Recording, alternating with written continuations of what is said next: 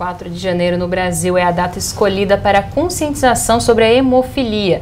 Aqui no nosso país, 2 casos ficaram conhecidos na mídia nas últimas décadas do século passado. O cartunista Enfio e o irmão dele, o ativista político Betinho, eram hemofílicos.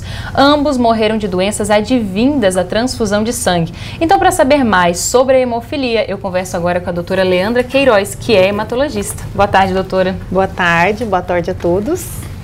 Doutora, vamos começar entendendo qual é a diferença entre hemofilia A e hemofilia B. Bem, para entender, a gente precisa saber que a hemofilia é uma deficiência de fatores de coagulação. Nós temos, no mínimo, 13 fatores que fazem a gente não sangrar. Né? A gente corta e não sangra. Né? A gente sangra ali 1 minuto, 2 minutos, depois para. Então a gente tem muitos fatores. Quando a deficiência em quantidade ou qualidade do fator 8 é a hemofilia A. Quando a deficiência está no fator 9, é a hemofilia B. E a hemofilia é para a vida toda?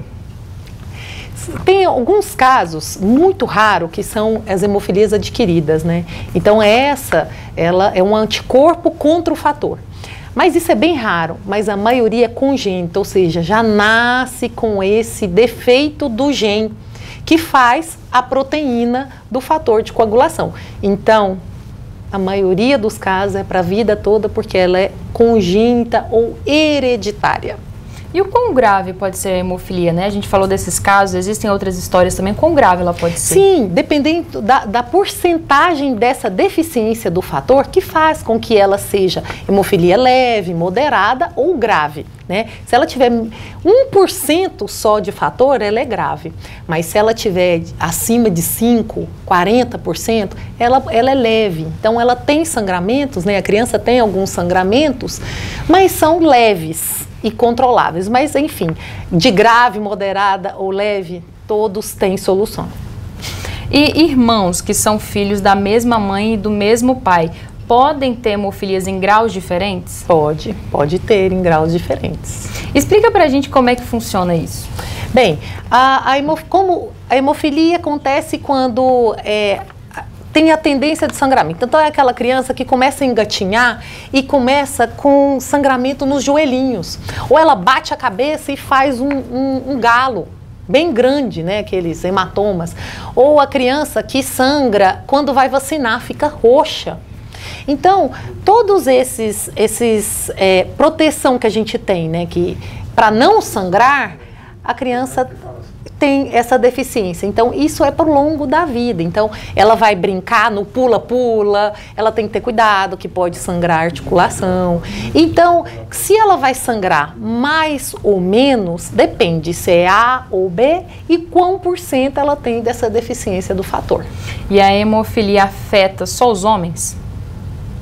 A maioria são homens, sim. A não ser que ela seja adquirida, que é aquele anticorpo que ataca o fator. Mas é só homem porque ela é uma doença recessiva, né, do cromossoma X.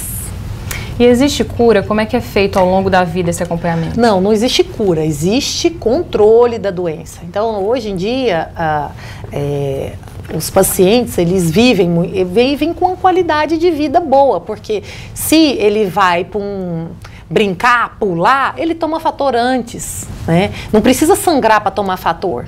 Então, e hoje os hemocentros todos são muito organizados, tem toda uma equipe multidisciplinar para ensinar, né? Hoje as mães podem aplicar, os adultos aplicam também o fator.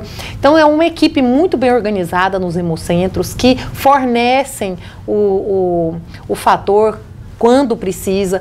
Profilaxias existem já no Brasil, que foi um grande avanço e melhora a qualidade de vida de todos. Você comentou do caso da criancinha, né, que já machuca o joelhinho, que já se machuca. Quando é que deve começar esse acompanhamento? Não, a partir do momento que a criança está sangrando, né, ela está com muito roxo, ela está com articulação inchada, ela fez um galo, ou seja, a mãe nota que ela tem uma tendência a sangramento maior, tem que procurar, né, tem que procurar o hematologista, neurologista, tem que procurar um pediatra para ser encaminhado, porque tem que fazer o diagnóstico. O diagnóstico é simples, é de sangue, então dá para sim fazer o diagnóstico e ser encaminhado para um hemocentro. Doutora Leandra, muito obrigada pela sua participação mais uma vez aqui no TJ Goiás, e as portas estão abertas para a gente falar sobre outros assuntos. Muito obrigada a todos.